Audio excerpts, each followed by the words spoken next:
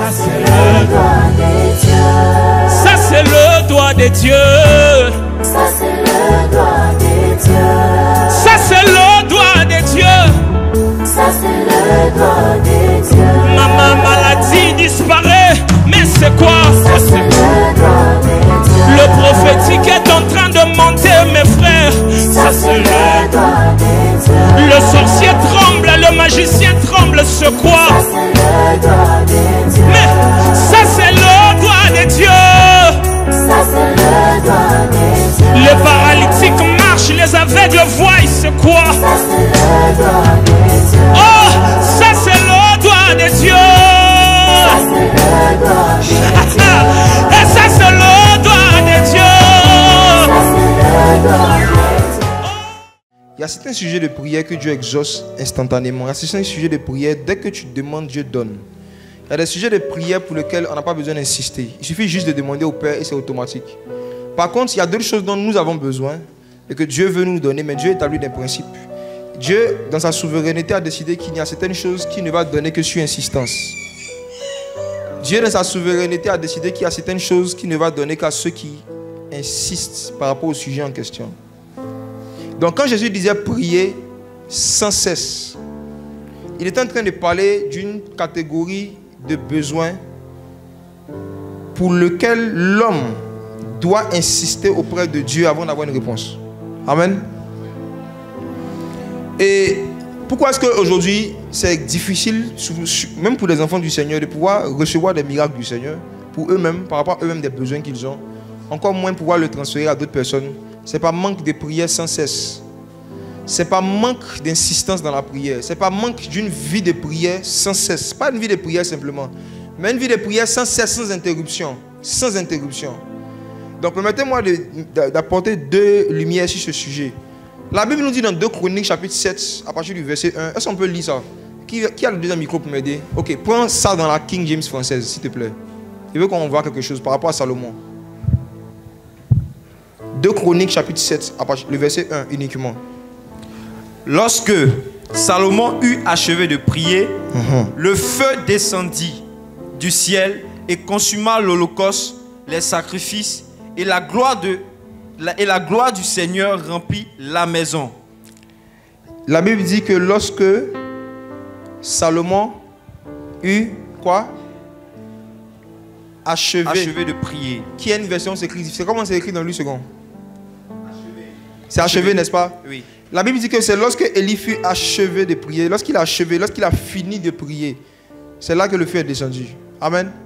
Ça veut dire que si Salomon avait commencé à prier et qu'il n'avait pas achevé, qu'est-ce qui allait se passer? Rien. S'il avait commencé la prière et qu'il n'était pas allé jusqu'au bout, s'il n'avait pas prié sans cesse, s'il n'avait pas prié jusqu'à l'achèvement, s'il n'avait pas prié jusqu'à l'exaucement, Salomon aurait prié et il n'aurait rien vu. Et il allait dire, on prie le Seigneur, on nous a dit que lorsqu'on prie, Dieu répond par le feu, mais moi j'ai prié, je n'ai rien vu. C'est normal. Est-ce que tu as prié comme ceux qui ont prié et qui ont vu quelque chose? La première personne qui avait prié jusqu'à ce que le feu du Seigneur descende, c'était qui? Élie. Si vous lisez avec Élie, c'est la même chose. La Bible dit que c'est lorsque Élie eut fini de prier, le feu du Seigneur tomba. Vous allez voir que le même Élie, il était venu annoncer qu'il allait avoir une famine, il n'allait pas pleuvoir dans le pays. Et le même Élie est venu après dire qu'il va pleuvoir dans le pays. Mais la Bible dit que lorsque Élie est venu annoncer que la pluie va tomber, Élie a dû prier d'abord 7 fois avant que la pluie tombe. Qu'est-ce que je suis en train de vous dire? En fonction du niveau de problème, que vous avez, il y a un niveau de la manifestation de la puissance de Dieu dont vous avez besoin. Plus le problème est grave, plus le problème est élevé, plus la puissance qui se manifeste doit être élevée. Et dans le monde spirituel, ce qui commande la puissance, c'est la prière. Ce n'est pas autre chose. Mes frères et sœurs, si la prononciation du nom de Jésus simplement suffisait pour régler tous les problèmes, je pense que beaucoup d'entre vous ne serez pas là où vous êtes. S'il suffisait juste de bosser des versets et de réciter, je suis plus que vainqueur, je serai à la tête et non à la queue. S'il suffisait de faire ces bêtises religieuses, juste et puis avoir des résultats, beaucoup n'allaient même pas aller à l'église. Ils allaient rester chez eux à la maison, réciter des versets, dire au nom de Jésus et puis obtenir des résultats. Mais la vérité c'est quoi? C'est qu'il y a des niveaux de puissance dans le royaume des cieux. Et le niveau de puissance que Dieu déploie dans la vie d'un humain ou dans un endroit en fonction du niveau de prière qui est monté. Donc plus quelqu'un veut accéder à le niveau de puissance supérieure, il doit accéder à le niveau de prière supérieure. Et nous sommes dans une génération fast-food. Nous sommes dans une génération où nous n'avons pas le temps. Nous sommes dans une génération où même si tu croises le temps et que tu dis au temps, je veux te parler, le temps va te dire, je n'ai pas le temps. On est dans une génération où on peut trouver du temps pour se divertir, pour regarder des fils d'actualité, pour regarder des publications, des contenus qui ne vont rien nous apporter. On peut passer 1 heure, 2 heures sur des réseaux à pouvoir lire, à pouvoir rire, à pouvoir nous égayer, à pouvoir nous divertir. Mais combien de temps on passe dans la prière? Le manque de puissance dans cette génération n'est pas causé par autre chose que le manque de prière. Avant, je croyais que c'était seulement le manque de sanctification, mais je me suis trompé pendant des années. Parce que j'ai vu plusieurs personnes exceller dans la sanctification, mais rester pauvres en onction. Plusieurs. Et j'ai commencé à faire des recherches dans ma Bible. Et j'ai vu qu'à chaque fois que le feu descend, c'est lorsqu'un homme achève de prier.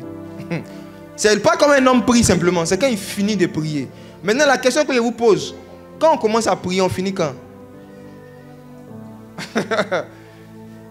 Qu'est-ce qui marque l'achèvement de la prière?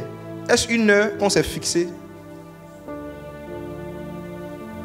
Mes frères, je vous assure, le jour où vous aurez un problème qui ne peut être réglé ni par les médecins, ni par la science, ni par l'argent, ni par un membre de vos familles, et que vous allez voir que la solution se trouve seulement dans la puissance de Dieu, peut-être que c'est là que beaucoup d'entre vous, pour la première fois, allez faire l'expérience de prier sans cesse. Peut-être que vous n'avez pas encore été désespéré par une maladie, désespéré par une situation humiliante. Peut-être que tu es dans une entreprise, ils ont fait un complot, ils ont menti sur toi, et on te dit que d'ici 1 semaine, ils vont envoyer la police vers toi, ils vont te jeter en prison. Il te reste 1 semaine. Et pendant cette 1 semaine-là, tu sais que si ce n'est pas un miracle qui se passe, tu vas recevoir une convocation, tu vas te retrouver en prison. Peut-être que c'est là que tu vas découvrir le sens de prier sans cesse. Peut-être que c'est là que tu vas te rendre compte qu'il y a certains sujets, en fonction du danger, en fonction de la souffrance, de l'affliction que le problème t'impose, tu es disposé à prier à une certaine intensité, jusqu'à ce que le feu tombe. Mes frères et sœurs, par la grâce du Seigneur, il y a certains sujets, par rapport à certaines guérisons, certaines délivrances, que par la grâce du Seigneur, nous avons achevé de prier pour ça. Et le feu va descendre. Si vous voyez des hommes partout, dans n'importe quel pays, si vous voyez des hommes ou des femmes qui prient pour un sujet et le feu descend et qu'il y a une réponse, c'est parce qu'ils ont achevé de prier. C'est qu'il y a une prière qui a été faite au préalable jusqu'à ce que le feu descende. Ça c'est le doigt de Dieu. Ça c'est le doigt de Dieu.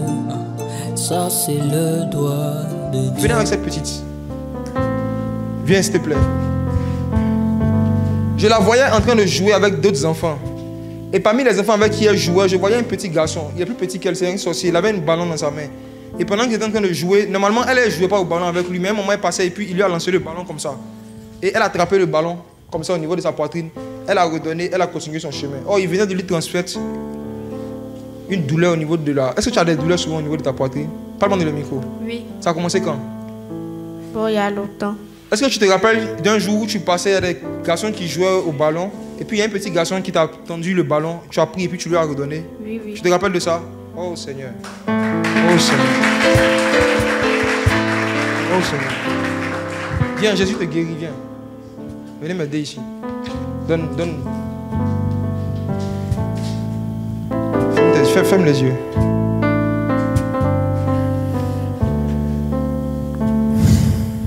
Jésus. Boss.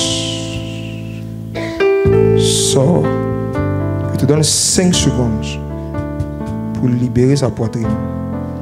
5, 4, 3, 2, 1. Pars au nom de Jésus. Viens s'il te plaît. Toi. Merci de le voir à l'époque là. Voici ce que me dit l'Esprit du Seigneur. Certes, ça fait très longtemps que tu n'es pas allé à la plage pour aller nager, t'amuser et tout ça. Mais un matin, tu t'es réveillé et tu avais l'impression qu'il y avait un peu de sable dans ton œil. Tu te rappelles de ça? Oui. Ok. C'est quelqu'un qui t'a lancé un sort. On veut te rendre myope et puis après aveugle. Mais pas avec les deux yeux, avec un seul œil. Donc je voyais dans la vision un œil en particulier. Vous avez lancé le sable en fait qui commençait à voir de plus en plus flou. Est-ce que tu as un œil qui a commencé à s'affaiblir depuis quelque temps? Parle-moi de l'œil. Oui. Est-ce qu'il s'agit de l'œil droit? Non. Hein? Oui, l'œil droit. Viens s'il te plaît. Jésus. Jésus. Jésus. Ferme tes yeux. Prenez le micro. Tu vas sentir du feu. Mais n'aie pas peur. C'est un feu qui guérit. Ce feu-là ne va pas venir seulement sur ton œil. Ça vient dans tout ton corps. C'est en même temps une guérison et c'est en même temps un don de guérison que Dieu te donne. Aïe! Je t'ordonne au nom de Jésus-Christ, redeviens normal. Œil, redeviens normal, ressuscite. Ressuscite. Ressuscite. Œil, ressuscite. Ressuscite. Il y a quelqu'un ici qui a la forte impression qu'elle est en train de perdre la mobilité, sa faculté d'attraper fort des objets. Tu as l'impression que quand tu tiens des objets, tu n'arrives plus à serrer des objets forts pendant longtemps. Qui a remarqué cela? Qui est en train de perdre sa mobilité, sa forme, sa fermeté? Viens, viens, viens.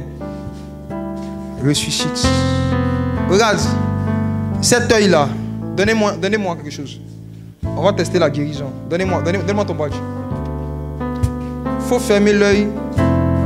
L'œil qui devenait flou, qui ne voyait pas. Dis-moi, l'autre œil qui était normal. Ferme l'autre œil. L'œil gauche, ferme l'œil gauche. Mets ta main comme ça. Est-ce que tu arrives à lire ici? Qu'est-ce qu'il y a écrit? Jésus-Christ. Tu es sûr? Jésus-Christ. Est-ce que tu pouvais lire comme ça? Non. Ah! Est-ce que vous voyez à quoi on entend? Attendez. attendez un peu. Tu es sûr? Teste bien. Est-ce que l'œil a ressuscité? Ferme l'œil gauche. Est-ce que l'œil droit le voit comme avant? Jésus-Christ. Jésus-Christ. Jésus-Christ. Je ne vais pas acclamer le Seigneur pour elle. Le Dieu des esprits, des prophètes. Le Seigneur te délivre de cela. Il te guérit aussi de l'anémie. Il te guérit de l'anémie. Il te guérit en même temps de règles douloureuses par la puissance du Saint-Esprit. Il te délivre de 3 choses à la fois. Il te délivre de cette main sèche, de l'anémie. Je vois aussi une règle douloureuse. Le Seigneur te délivre de cela. Qui a été guéri par le Seigneur? Est-ce qu'on peut lever les mains?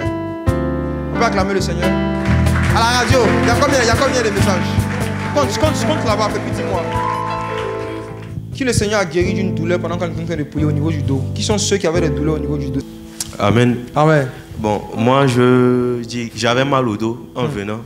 Voilà, du coup quand tu étais en train de parler concernant la parole et tout ce que tu étais en train de donner comme prédication, du coup j'avais du mal à rester adossé. Donc je faisais comme ça. C'est pour ça que tu avais sommeil, il te voyait. Ouais. Au fait, je me suis dit que c'était peut-être à cause du boulot qu'on a fait l'après-midi avec Bosco. Mais j'ai senti que c'était une douleur qui me fatiguait, quoi. Mais après ça, c'est passé, tranquille. Là même, je suis adossé, tranquille. Gloire à Jésus. Amen. On dit quoi sur la radio? Bon, il y a Emmanuel de la Côte d'Ivoire qui dit que le Seigneur l'a guéri des douleurs de dos, de la hanche et de la poitrine. Amen. Gloire au Seigneur. J'ai été guéri d'un mal de genou que j'ai constaté dans la journée. Message du frère Paul de Côte d'Ivoire. Ok. Bonsoir frère, j'ai été guéri instantanément d'une douleur qui a commencé bizarrement avant la prédication. Donc je rends gloire à Dieu. Amen. Message de la sœur Chantal d'Italie. Le Seigneur m'a guéri du mal de dos. Message de la sœur Johanna d'Allemagne. Amen. Bonsoir, j'avais des douleurs au dos et du mal à me mettre à genoux, mais je me sens mieux. Je sens encore la chaleur de mon dos. Que la gloire revienne à Jésus-Christ. Amen, amen. Message d'Havana, France. Amaël depuis les États-Unis. Le Seigneur a soulagé mon dos. Gloire au Seigneur. Amen. Le Seigneur a délivré mon ventre alors que je suis ménopausé. J'ai beaucoup transpiré et je suis allé à la selle. Je ne sais pas de quoi je pense que c'est une sorcellerie. Gloire à Dieu. Message de Muriel, Canada. Si ta main ne m'avait pas secouru, que serais-je devenu?